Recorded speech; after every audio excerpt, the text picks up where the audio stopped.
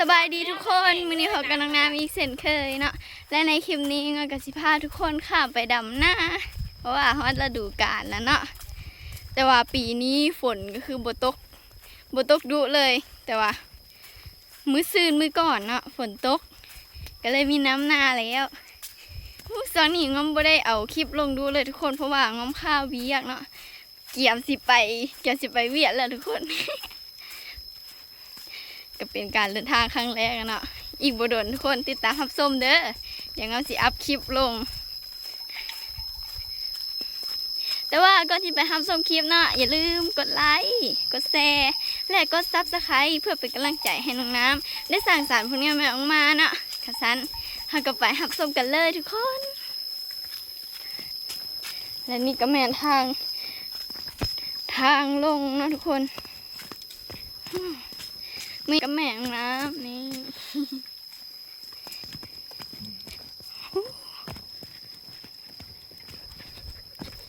โอ้อุซีอีก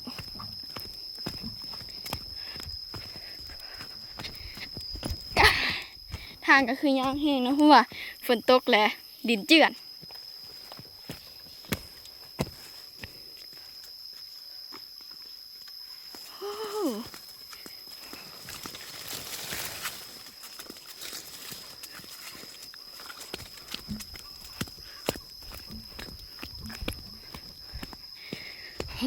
มาฮอตแคมเซ่แล้วทุกคน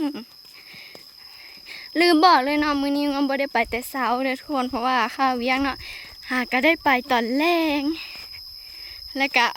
มื้อทำอิฐของปีอีกที่ได้ข้ามไปดำนา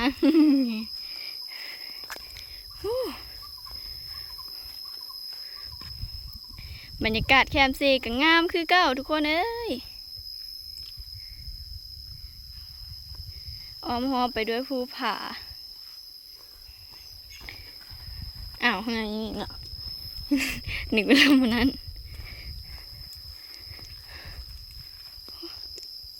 ไปเที่ยวแล้วไงว่าเขาดำป่าทุกคนเห็นภูเขาดำป่าเจ้าดำป่าเฮาก็ข้ามนาไปทุกคนยุ่งเหงาออกกันเอี้ย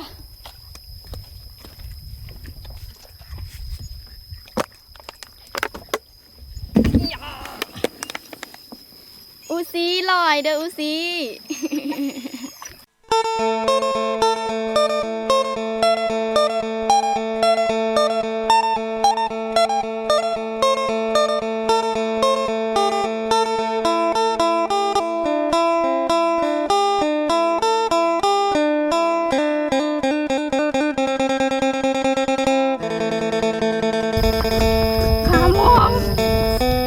โอ้มองอีกพอวะนี่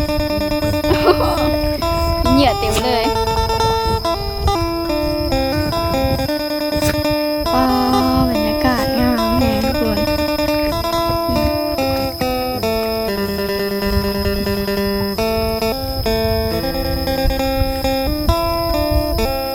ตัดพามาที่อูซี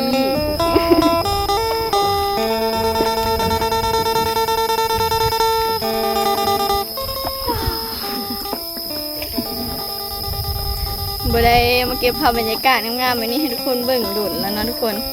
มื้อนี้กะมีโอกาสแล้ว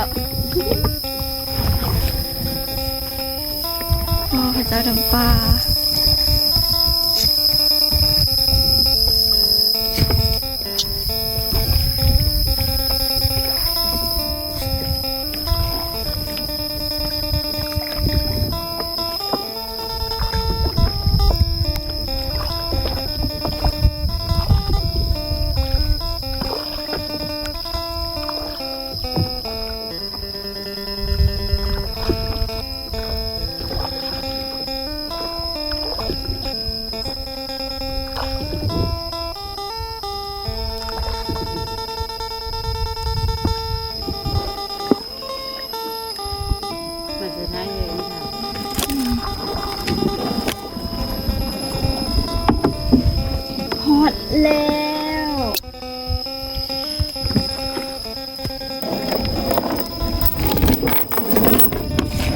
เสื้อเหือกันทุกคน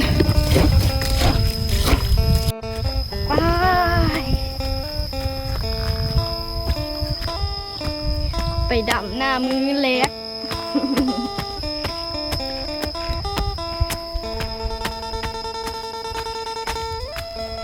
ปีนี้จะเป็นยังไงทุกคนฝนตกบ่ถือตามฤดูเลย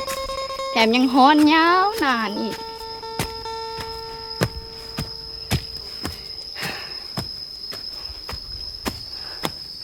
โอ้โหเมื่อย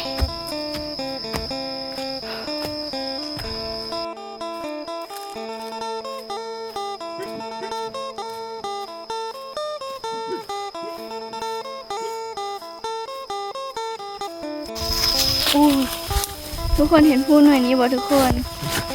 ที่เห็นเป็นแบบนั้นเนาะก็คือตอนนั้นมันมีไฟป่าเกิดขึ้นทุกคนก็เลยเห็นให้เป็นแบบนั้น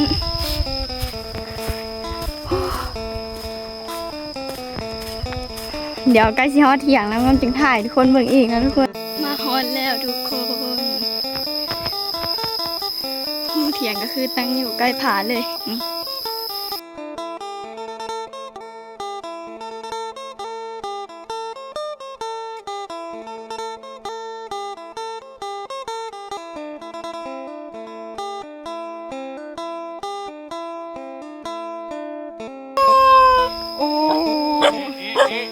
สบายดีน้ำที่แนวคนสวยไปจังใดมาจังใดเด้เดี๋ยวนี้โอ้พายเงามาแต่เหือนบริษัทเงินมาเนาะเงินมาแต่เงินปอแกงเห็ดนู้มาเห็ดยังไงนี่มีเห็ดเพาะเพราะอันนี้เด้เห็ดสาขเบือเห็ดละงูอันนี้เด้โหเห็ดน้ำมาอันนี้งูเห็ดละมาอันนี้เด้เห็ดเพาะเห็ดผ้าเอาข้าวผ้าเครื่องเลยแล้วเราไม่กินหรอแซ่บแซ่บบ่ลุงวีแซ่บไอ้แม่อิ่มแล้วเดี๋ยวไอ้แม่มากินข้าวน้ำกันทุกคนเอ้ยย้อนพักมันก็ยังไม่เอาเลยแต่ว่าเดี๋ยวทำตามคนแช่น้ำเน้นหอยน้ำมันเล็กเลยนี่มองไปหนึ่งทีเฮ้ยแม่กินมันอร่อยหนีมันจะไม่น้อยเพื่อแก่มาสามวันใช่ไหมนั่นสมัยน้ำกินข้าวแล้วก็เบิ่งวันนี้มันอย่างมันอย่างเฮ้ยปีกันเลยสามวันมาลายไหมผู้บอกวันนี้มันยังทุกคนนี่คือกระป้าดไม่ได้ได้มาหนึ่งอย่างและนี่คือนี่ยังเขียดนาเขียดปิ้งหรือว่าเขียดนานั่นเองโอ้ลายเนี้ยทุกคนเอ้ยเก่งเพราะว่ามีแต่อาหารแซ่บๆทั้งนั้นอย่างนี้นะถือว่ากินเนาะนั่น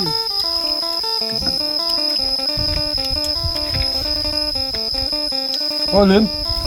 ทุกน้ำทุกเดียวนี่สิเอ้ยอันนี้แกงไก่ใส่บายด้วยทุกคนมากินน้ำกันไม่ใช่ทุกมาย่ำเลยลงน้ำเลยแกงเห็ดนี่สุดยอดเลยหอมมากแกงไก่สุดยอดเอาแกงเห็ดมันหรูกว่าหรอบอกแกงเห็ดมันหรูกว่าแกงไก่หรอเลยทุกคนกินตำต้มนี่แต่แล้วนั่นเลยกินบุกกาไปใส่ในหมูน่ะกินตำมังกรนั่นกันจำนี้กันยังไงลูกหนีแหละมาได้ทุกคนอันนี้ก็เอ้ยข่อยยังสดเด้อนี่ทุกคนพูดว่าอันนี้แม่นมากอย่างนี่คือหมักปิ้นครับ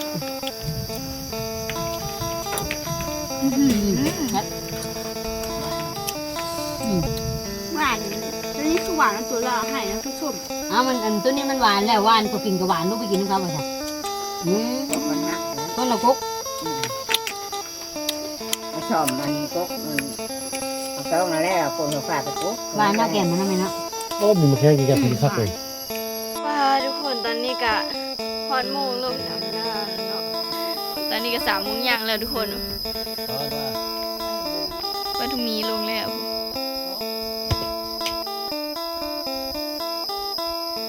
ปทุมมีลงดำละไปทุกคนค่ะกะพร้อมบอกลุงวิ พร้อมจ้า ไอเมย์พร้อมบอกไอเมย์ งานพร้อมแล้วบ่งานพร้อมแล้วบ่ พร้อมแล้ว ชัว และนี่ก็แม่นตะกร้าเด้อทุกคน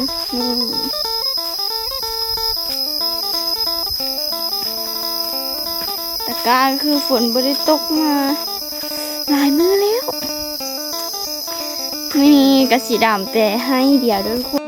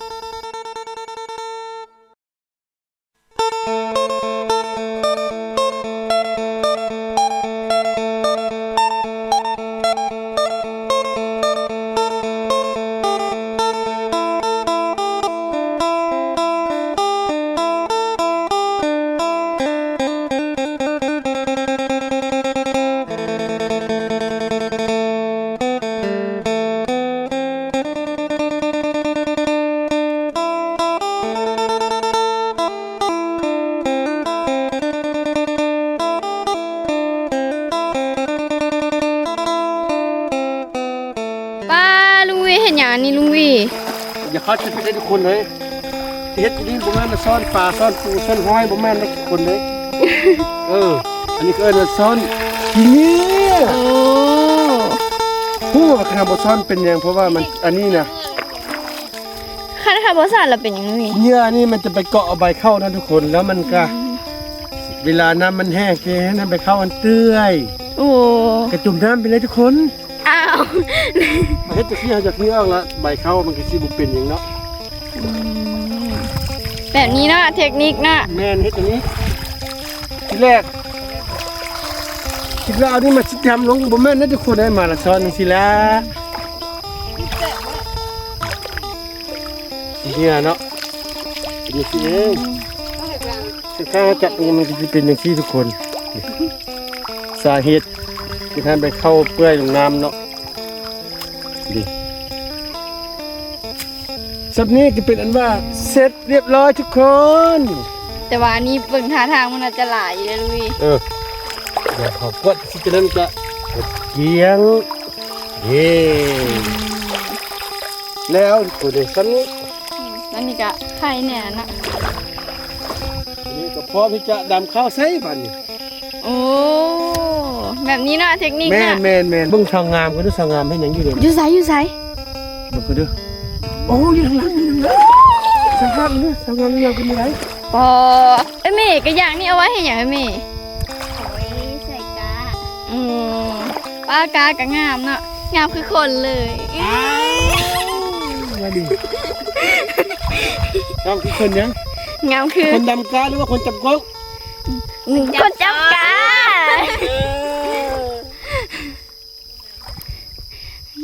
งามคือผู้จับกาดีเลยอ้าวลุงวีก็จับกา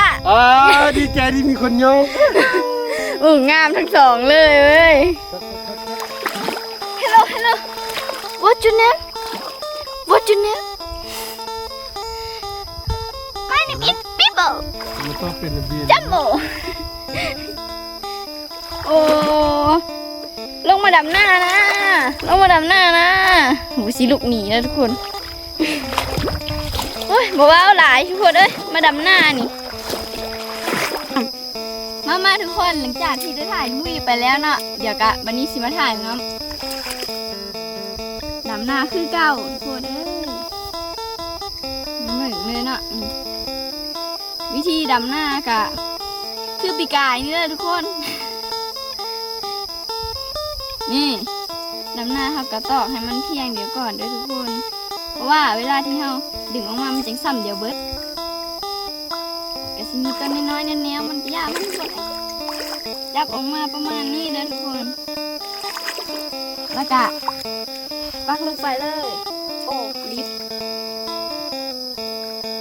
เดี๋ยวมันสีดำไม่ไหวทุกคนเบิ่งนะ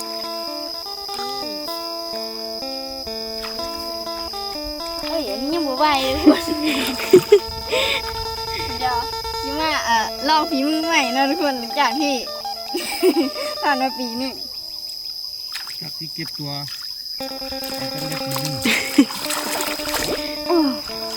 อ้าว พี่เห็นตะกรกเดี๋ยวอ่ะทุกคน เอาไม่รอบนี้ต้องได้แล้วนะ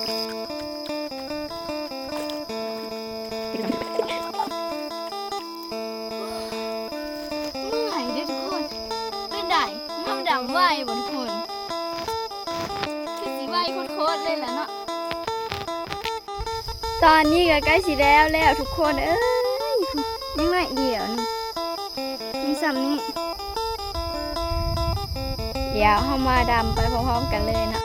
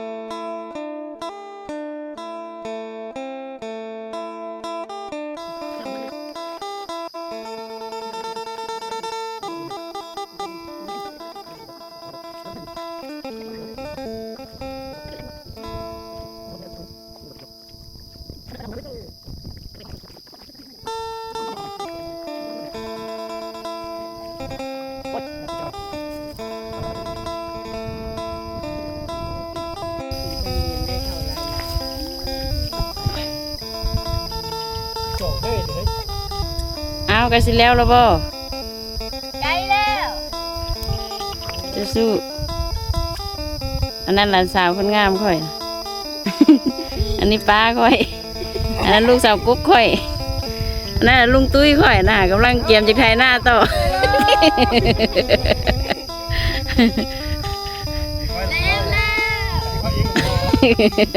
ค่อยเป็นมือกอง เบิ่งภูผาวิวงามแห้งทุกคน